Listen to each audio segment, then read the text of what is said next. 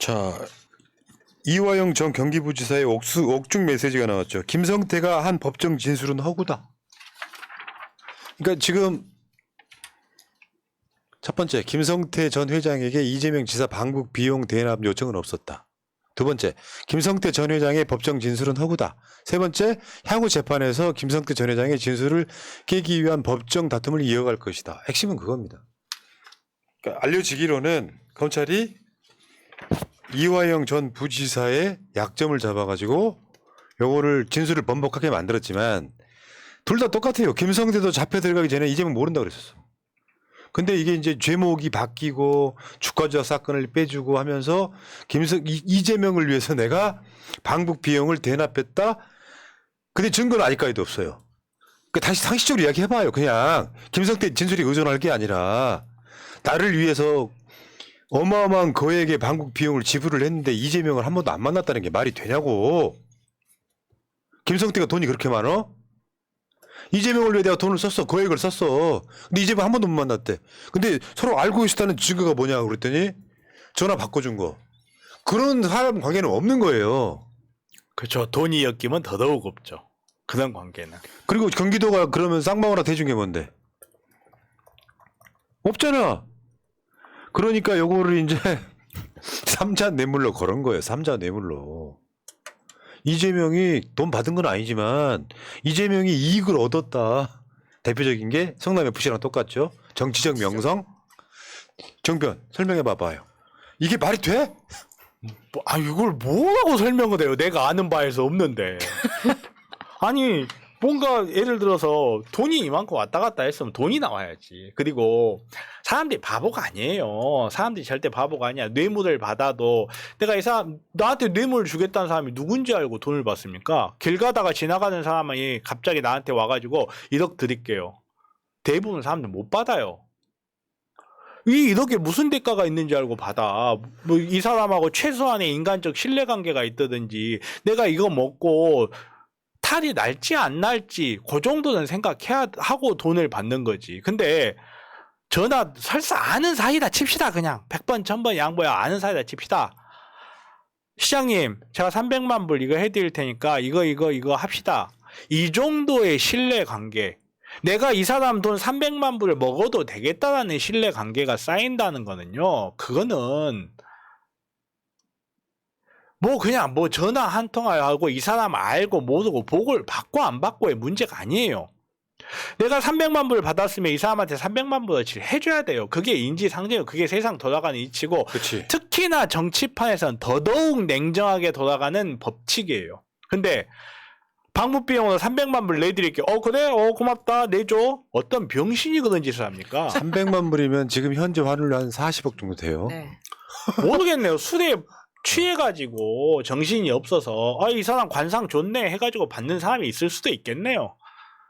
그런 사람이 있을 수도 있겠는데 정상적인 사람은 못 그럽니다. 그러니까 쌍방울의 주가 조작권은 빼버렸다잖아요. 회미에서. 딜 한 거잖아, 딜. 그러니까 딜이 들어갔을 수밖에 없죠. 그 김성태나 이화영이나 유동규나 왜 진술이 바뀌는 걸까요? 검찰하고 만나기만 하면 그 근본적인 이유에 대해 생각을 해봐야 된다는 겁니다. 아니, 그건 내가 다 계속해서 말씀드려왔어요. 검찰 개입이 없으면 이게 진술이 검찰이 바뀔 너무 수가 잘해주니까. 아니 다시 한번 정리를 해드릴게요. 이재명 대표 관련해가지고 몇 분 돌아가셨잖아요. 돌아가실 때 이분들 메시지가 다 똑같아요. 검찰의 강압수사회의라고 그랬죠. 진짜로 디테일로 들어가면요. 약점 잡기예요. 사생활 약점 잡기. 맞습니다. 돈 받았느니 누구를 만나느니 이런 부분들을 갖고 약점을 잡아요. 그런 것들로 돌아가시는 거예요. 메시지가 다 똑같은 거예요. 근데 구체적으로 그런 얘기는 안 나오죠. 그러니까 김성태나 이화영 같은 경우도 중간에 진술이 바뀌었던 부분 그것을 전체 맥락에서 이야기를 해봐야 돼요. 누가 어느 이득이 큰가? 이재명은 그러면 아직까지 왜 김성태를 만난 적이 없나까지 이야기로 상식적으로 풀어야 되는데 아니 이재명이 뭐 방북 비용을 뭐 대납을 해줄 정도로 40억이나 쓰는 상황인데 김성태를 술 먹다가 이재명 전화 바꿔줘요? 그 전화 받고 300만 불 줘. 그 전화 나도 하고 싶네. 그런 관계는 뭐 어떤 것이 가능하냐면은 이 사전 정지 작업이 있어가지고 경기도가 쌍방울한테 뭔가 혜택을 줘야 돼. 경기도에 무슨 공장을 짓게 해준다든가 그런 방식으로 혜택을 주면 그걸로 그냥 만들어지는 게 아니라 이미 이재명과 김성태는 이화영을 고리로 고급 술집에서 만나야 됩니다. 기본적으로 그렇게 되는데 이재명 스타일이 그게 안 되잖아요. 이게 역다가 지금 이 무리까지 하는 이거를 갖고 이제 이재명을 구속하겠다고 덤비는 거 아니에요. 그래서 지금 8월 임시국회가 오늘로 끝났어요. 원래는 이제 국민의힘이 31일까지 하자 이렇게 주장을 했는데 민주당이 끝냈어요. 김진표 의장하고 민주당 원내대표랑 지금 최근에 박광원 잘해요. 일단 수도. 그러니까 박광원 원내대표가 나름대로는 방향이 완전히 바뀌었다고 내가 얘기를 들었어요. 오늘도 들었어요. 노력하고 있다. 노력하고 있다고 들었는데 그러니까 이제 오늘 회기를 단축하는 이유는 9월 정기국회가 바로 시작돼 9월 1일부터. 그러니까 비회기 기간을 둬야 돼. 다음 주 월요일, 화요일, 수요일 정도는 비회기 기간을 둬야 돼요. 그때 영장 철하라고 공간을 비워두는 거예요. 근데 검찰이 지금 비회기 기간을 안 두고 30일 날 나오라고 했잖아요. 이재명 대표는 24일 날 나가겠다고 했고. 그러니까 우리가 준비가 안 됐으니 나오지 마십시오 해갖고 30일 날 나오라고 했잖아요. 근데 그 다음 날 9월 1일 날 정기국회 시작이 돼요. 그러면 조사하고 돌려보내고 며칠 있다가 국회에다가 체포동의안을 던질 가능성이 없잖아요. 이렇게 하려고 하는 거예요. 그리고 민주당이 그래도 우리는 비회기 기간을 두겠다라고 끝내니까 국민의힘 저 떨거지 같은 애들이 국회의장 앞에 와가지고 항의합니다. 의장실 점거하면서. 여러분 사진으로 보이는 저 장면이에요 지금. 왜 끝내냐. 그러니까 쟤네들은 뭐냐면 이재명 체포동의안 한번 통과시켜보고 싶다 이거예요. 민주당에 소위 말하면 수박들이 없으면 저런 그림이 만들어질 필요가 있어요? 부당한 수사 힘으로 부결시켜버리면 되지? 그렇죠. 어쨌건 26일에서 31일까지는 비회기 기간이에요. 내일부터. 근데 지금 검찰은 저 기간에는 안 칠 거예요. 기필코 국회 본회의에서 이재명 체포동의안이 뭐 가결이든 부결이든 되는 걸 보고 싶어 하는 거죠. 그래서 민주당이 지금 어마어마하게 돌아가고 있어요. 찬성하는 사람들에 대한 국회의원들 나름대로의 1대1 마크를 갖고 이건 말도 안 되는 거다라고. 아니 그렇게까지 용을 써야 되는 거예요. 지금 그게. 당연한 거잖아요. 이재명 수사 2, 3년 동안 했는데 돈 받았다는 증거 아직도 안 나와. 그러면 이재명 싫어하는 국회의원들도 당연히 저거는 부결시켜야 맞죠. 부당한 수사이기 때문에 부결시켜도 욕 안 먹어요. 다음 주 이제 좀 또 뭐 다음 주 한 일주일 정도 후에 이 9월달 회기가 시작되고 나서 또 뭔지를 할지 모르겠습니다. 지금. 결국은 또 이런 식으로 오염수 기사는 묻는 거지. 아 그렇지는 안 묻힐 거예요. 그래서 내가 민주당이 지금부터 이제 회기 끝났잖아요. 그러면 비회기 기간이잖아요. 9월 1일 전까지는. 국회 의무가 없잖아요. 9월 1일 날 또 국회에 안 들어가는 거죠. 오염수 방류를 위해서 최대한 욕을 먹더라도 국민 다수를 위해서 2주 3주 동안 밖에서 싸우는 거죠. 날마다. 난 그게 일단 방법이라고 봅니다. 어차피 민주당이 만약에 지금 현재 대법원장 부결시킬 것이 아니라면 그 투표하면 부결이 시킬 수도 있어요. 민주당이 과반이 넘기 때문에. 그럼 그 사람 국회의 총리 임명 못 합니다.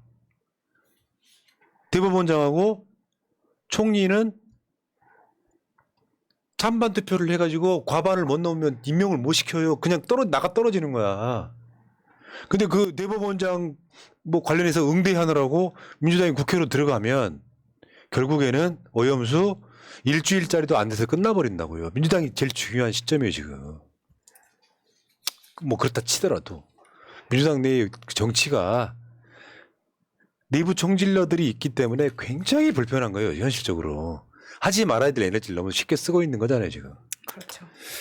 자 이번에 법원이 한동훈 미국 출장비 내역 공개하라는 판결이 나왔어요. 그 검찰에. 혼자 깨끗한 척은 다 아는 새끼 하나 있잖아. 배경이 영수증 뚜껑이 깨끗하게 지우고 나올 수도 있어요. 그치 휘발 돼가. 아유. 저 말씀입니까? 민주당 때 당했습니까? 하승수 변호사가 참 잘하더라. 정말 이런 거 보면 잘하십니다. 진짜 잘합니다. 네. 읽어봐요. 끝까지. 네. 이겼습니다. 작년에 논란이 되었던 한동훈 장관의 미국 출장 관련해서 작년 8월 22일 출장비 집행 내역과 지출 증빙 서류를 정보 공개 청구했었습니다. 그런데 법무부가 공개를 거부해서 작년 11월 15일 서울행정법원에 소송을 제기했습니다. 오늘 방금 승소 판결이 나왔습니다. 결국에는 이제 공개 거부를 했었죠.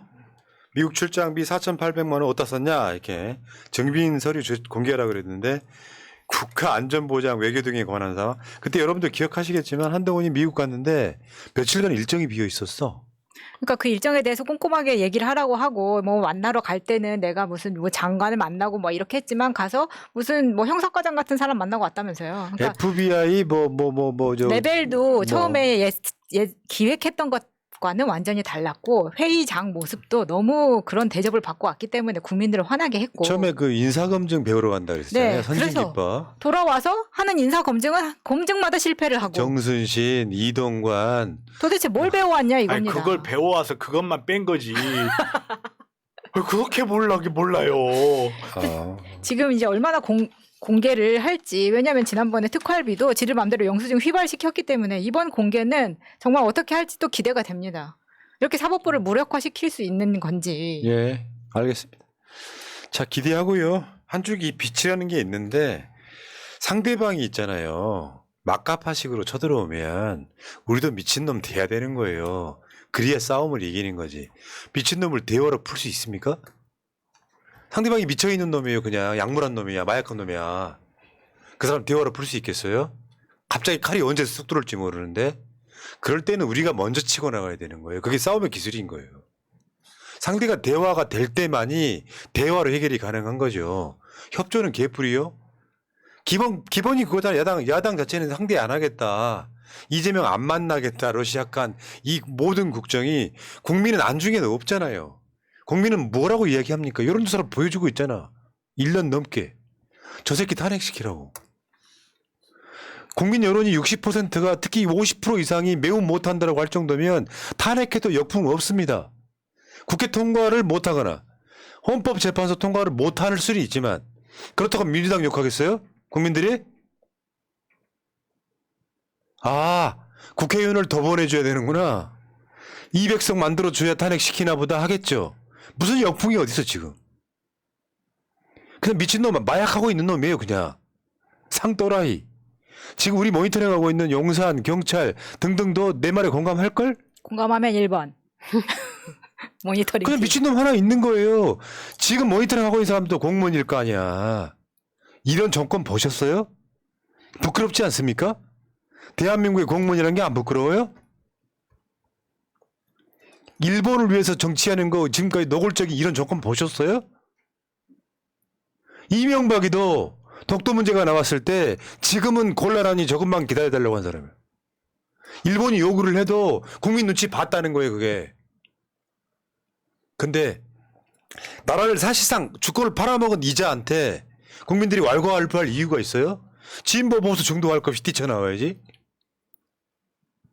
그게 정상적인 겁니다. 그래서 내일 집회가 정말 중요합니다. 이번 주 토요일 26일 시청역 4번 출구로 나오시면 됩니다. 4번 출구 나오시면 바로 프레스센터예요. 거기에서 민주당 지도부와 함께 오염수 해양투기 중단 범국민대회 규탄 대회를 열 겁니다. 지금 벌써 채팅창이 굉장히 뜨거운 걸 보면 많은 분들이 나오실 것 같아요. 이 집회가 끝난 다음에는 바로 그 시청역에서 촛불 행동하고 같이 6시에 행진을 같이 하시면서 또 이렇게 규탄할 수 있는 기회가 또 있습니다. 나오시면 본의 아니게 집중 집회가 돼버렸네. 네, 집중 집회가 되는 거죠. 저희도 이제 새날 팀에서도 많이들 나갈 거고요. 다들 이제 형광등 100개의 아우라를 내뿜는 우리 지금 인지님도 보시고 하실 수 있을 것 같습니다. 네. 앞서 말씀드린 것처럼 박광원이 원내대표로서 좀 이제 노력하고 있다라는 메시지가 전해지는 것과 같이 내일 지도부들 중에서 우리 마음에 안 드는 사람이 보더라도 꼭 참고 좀 부탁 좀 드립니다. 라는 메시지를 우리도 좀 여기서 너무 이렇게 강력하게 몰아치는 분위기로 가면 그쪽에서도 또 반발심이 나올 수 있기 때문에 다 이재명 생각해서 우리가 한번 또 그렇게 해야 되지 않을까라는 민주당 내에서 생각도 수박들을 듭니다. 욕하는 건 잠시 접어두고 네. 지금 제가 그 얘기는 하나 알려드릴게요. 민주당 내에서도 윤석열 저러는 거 보고 소위 말하는 비명계들이 상당 부분 지금 잦아들었다고 하더라고요. 이럴 때는 뭉쳐야 된다라고 하고 그것이 정치고요. 윤석열이 그러니까 외계인이 쳐들어왔는데 내부적으로 무슨 혁신하니 어쩌고저쩌고 이런 이야기 지금 못 나옵니다. 오히려 그러면 더 욕먹죠. 그 여러분들이 저 집회는 이 건으로 윤석열이 탄핵될 수도 있는 건을 막상 집회를 했더니 10,000명도 안 나와. 이 분위기라 그러면 우리는 지는 거죠. 웬만하신 분들 다 나오시기 바랍니다. 광화문 일대를 다시 저 집회에 나오신 분들로 한번 물결로 한번 채워보고 싶다 이렇게 말씀드릴게요. 자, 여기까지 하겠습니다. 오늘 방송 여기까지. 정변 덕분에 늦게 끝났어요. 감사합니다. 네.